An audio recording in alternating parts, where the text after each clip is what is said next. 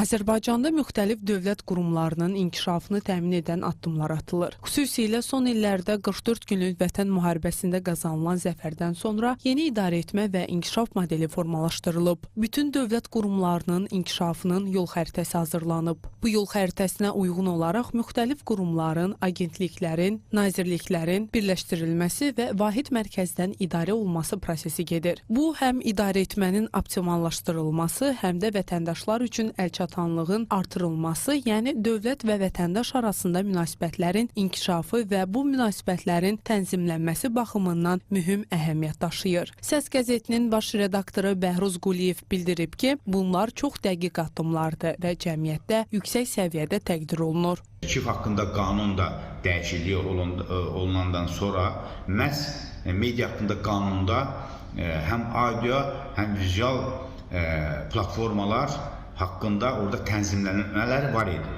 Yəni, qanun özü göstərirdi ki, bunların vahid mərkəzdən idarə olunmasına əsaslar yaranıb.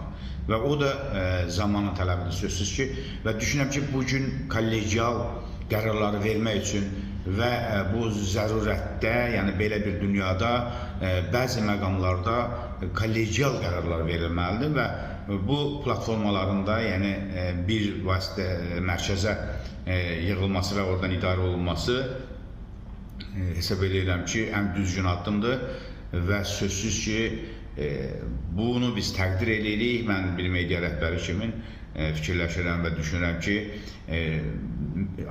Azərbaycanda aparılan media siyasətinin bu bir tərkib hissəsidir və media siyasəti göstərir ki, Azərbaycanda medianın rəqabətə davamlılığını təmin eləmək məqsədi ilə bu cür addımların atılması və yeni qərarların verilməsi labüddür. Bəhruz Quliyev qeyd edib ki, 1991-ci ildə qəbul olunan qanunda bu məsələlər öz əksini tapıb. Yəni, qanunlarımız zaman-zaman dəyişəndə günün tələblərinə cavab verib. Düşünürəm ki, bu da günün tələbidir. Biz dünyanın bir parçasıyıq. Dünyada gedən proseslər, qlobal dəyişikliklər, modernləşmə eyni zamanda Azərbaycanda da baş verir. Yəni, Azərbaycan dünyaya qatılmaq üçün, dünyanın bir parçası olmaq üçün, dünyanın tələblərinə cavab vermək üçün sözsüz ki, zaman-zaman bu dəyişikliklərə qatılır. Sözsüz ki, biz bu proseslərdə milli dəyərlərimizi, milli maraqlarımızı qorumaq şərti ilə Azərbaycan modeli yaradırıq.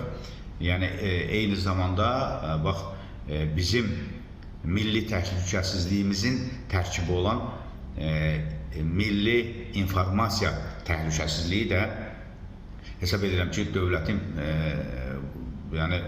prioritet istiqamətidir və bugün rəqəmsal medianın inkişafı və həm də audio və vizual formada çıxış edən, yəni bu platformada çıxış edən subyektlərin də vahid mərkəzdən idarə olunması günün tələbidir. Qeyd edək ki, bu yenilik dövlətin media siyasətində parçalanmış idarəetmə modelindən vahid informasiya idarəçiliyi modelinə keçidini göstərir.